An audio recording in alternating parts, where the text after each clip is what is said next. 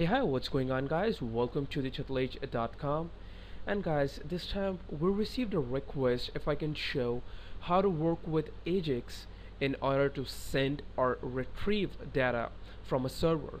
So last time I created this particular contact form which gonna actually teach you how to create, or I would say how to actually send data to the server using Ajax, and it uses some jQuery validations as well that you can actually check out on the. And today I'm going to show you how to retrieve data from a server. So what we're going to do is we're going to build a RSS widget where we actually going to load all the RSS feed from XML file, and without any page refresh we're gonna update it to the actual, I would say, page using Ajax. So for that, what I'm going to do right now is I have my WAMP server directory open out here, and here I'm going to create a new folder. Let's name it to RSS feed. Okay, and very first I'm going to create a file called class dot feed.php. Okay, so we actually gonna build a class with couple of methods inside it. So here I'm gonna say php. Now guys, loading the XML feed is, it's quite easy. You just need one php inbuilt function and you would be done. So let me give you an example out here. What we need to do is here we need to call the function called simple XML load. Okay, XML, or probably it needs to be like this, XML load file, and here we can actually specify the path of the file. So whether if you want you can host it on your local machine, or if you want you can also get the feed from, I would say, a dynamic URL. So here I'm gonna enter the URL for the .h feed. So I'm gonna say the.h.com/rss.xml. Okay, so it actually gonna return an array of data. So let's say here $rss, and here I'm gonna say print r $rss, like in order to check out the values inside array, whether you need to break it down or you need to use print r in order to get all the values inside it. So for now I'm gonna use print r, and here I'm gonna say echo pre, so that we can actually read the array and the data quite easily. So here I'm gonna say echo pre and a semicolon to end the statement. Now I'm gonna go back and I'm gonna refresh this page. I'm gonna look for the folder called RSS feed here. Okay, and we're gonna run the file called class.feed.php. Now guys, you will notice in a moment we're gonna get a lot of data out here. So it's just loading the page. Okay, so here it shows there is a simple XML object, and inside it there is a channel, and there are a couple of items that we can work with. So if I look for an item here, okay, here it shows an item that shows the title, here it shows the link and the description. And now guys, everything is inside an object, and what we need out here is actually the items. So okay, we are not worried about the copyright or these some last build dates and language. We are only worried about the items that we have inside our RSS feed. So for that, what I'm gonna do is I'm gonna go back here, and instead of doing the print r, okay, let's do a for each statement here, for each $rss. Now guys, everything out here is inside an object. You can notice out here, and in order to actually access everything inside an object, you need to use this particular arrow and a greater than sign. So here I'm gonna say RSS channel. Like very first we're gonna grab the channel, and we're gonna grab the item as let's say feed data. Okay, and here I can say probably echo $feed data title. Okay, and break tag here. And okay guys, so now there is a problem. The reason it's not giving us anything out here because again, this particular title is actually not a string, it is an object. So what we can do for that is here I can say string, and we can put it inside these brackets. Come back, refresh here, and let's see what we got this time. Okay, there is again, here it says feed date. I'm sorry, it's feed data. So one more try this time, and here it does not show anything. That's crazy. Well, let me check out why it's doing that. So here it shows a long scroll on page, but there is nothing inside, like on the page. Or probably, I believe, let's try to access an object the way it needs to be. So try this time. Let's see what's gonna happen. Oh, finally, so we have all the titles of all the posts that I've created on my website, or probably I would say is inside that particular rss.xml file. So here you can see the very first one, the very first tutorial I created an year ago, and this is the very latest one that I created a couple of days before. So what we can do is now, guys, like if you want, we can write the procedural code the way we are doing right now. But let's say you're gonna create 10 websites in your career, and every time you need to do it again and again. So the better practice would be to create a class and just create a function, and every time you need it, just include this particular class file. So what we're gonna do out here is, here I'm gonna say class called RSS feed, okay. And inside it, here I'm gonna say a function called get feed, okay. Like this is the only method we require.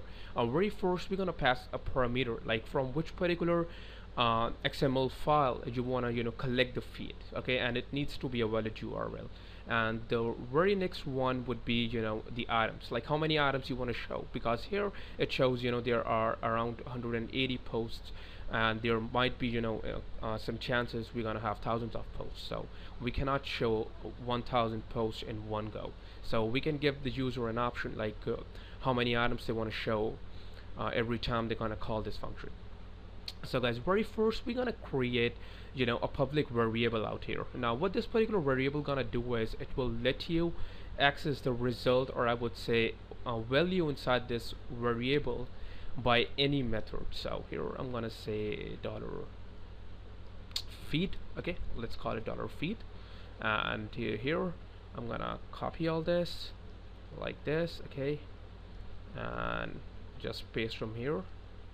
Now instead of echoing out everything, what I'm gonna do is here I'm gonna say a title, okay. We're gonna create a variable called string. That's really important, otherwise you're gonna get with some errors. So here I'm gonna say string dollar, that was feed data, and we need to access the title here.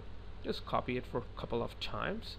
This time let's say description, okay, and feed data description. Here say a link, like we do need the link where actually this particular post is. So here say $link, and the very last one would be the date, like in case if you want to show the date, so that needs to be pub date, okay, if I'm not wrong. And now guys, if you want you can return it, but what we're gonna do is something different this time. We're gonna create, let's say, a variable called local feed, okay, and we're gonna make it an array here. Here I'm gonna say an array, okay. Then I'm gonna say the key needs to be the title and the value needs to be the title, like the variable we created out here on the top, okay. The next thing would be the description, okay, and let's say here $2 description. Next thing would be the link, and here would be $link, and the very last one would be date, let's say, and here say $date, okay. And so let me give you an example of what exactly we're trying to do. So what I'm gonna do is I'm gonna say return, I believe that's right, return $local feed. And guys, what you need to notice is every time you're writing the functions, you will have to return something, because every function do return something, and you can actually let the function know what you want to return. So in our case, we want to return this array. So here I'm gonna say is let's say $a, okay, any random variable is equals to a new instance of this class. Now guys, in order to run any functions inside a class, you need to create the instance of the class first. You cannot access them directly, okay.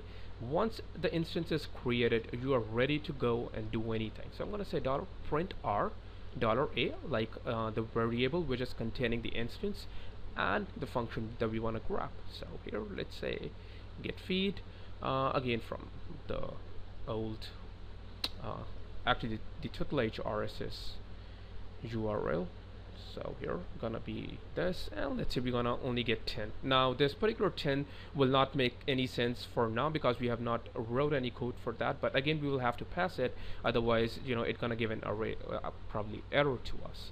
So come back. Okay, now we have a lot of errors. Let's see what's that. So here it says description. Let's say start from here. $feed data title, that's fine. $feed data description on line 8 it says. Okay guys, I'm just gonna check it out very quickly what exactly it is.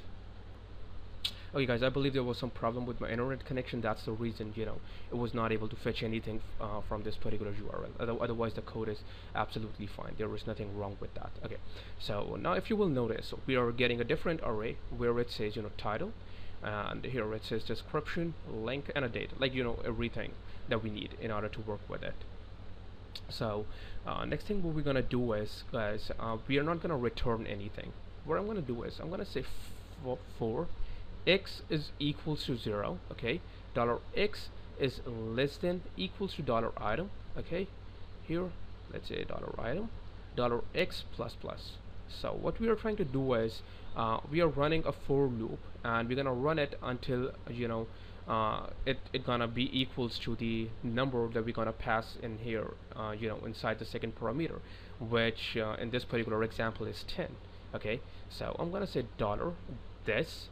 Now guys, as we are accessing an outside variable, because this particular variable does not belong to the function called getFeed, so that's the reason we need to use $this. We cannot say $feed. Okay, we need to use $this. This actually means to the parent class, which is RSS feed, and I'm saying give me the variable called feed. So here I'm gonna say $this feed. Again, this is gonna be an array. Okay, and here I'm gonna say $local feed, okay, $local feed, and $x. Now it only gonna give me 10, or the number of values that I'm gonna specify out here. And finally here I can say return $this feed. So that's fine. Come back, refresh, and hopefully this time we don't have any errors. So let's try. Okay, there are no errors, and guys, if you will notice, there are only 10 values out here. You will notice the one is 171. Out here on the top it says 181. So there are only 10 values out there. So now we can easily go ahead and we can break the arrays or whatever we want we can do with it. So for that we're not gonna do a print r as of now. I'm just gonna keep it here, and here I'm gonna say $feed, or any variable name that you want to create. Here I'm gonna say for each $feed as $value, okay, and here I can say echo $value and title here, okay. So let's create a break tag after every title, refresh. Let's see. Oh, so finally we have 10 I would say titles out here. Now guys, you will notice that we are actually accessing the array with these square brackets and a single quotes. Now if you have ever used any kind of I would say API or any class, you will notice most of the time you can access the values like this, $value title. So for that, what you need to do is inside this array just say that this array is an object. That's all. So if you're gonna say object here, come back, refresh, the result gonna be the same, and we are actually getting the values inside these this particular array, like I would say a dash and a greater than sign, or probably an arrow. So in the same way here we can say description, and here we can say link, and for the link guys probably we can say an aref $value link, like this. Makes sense.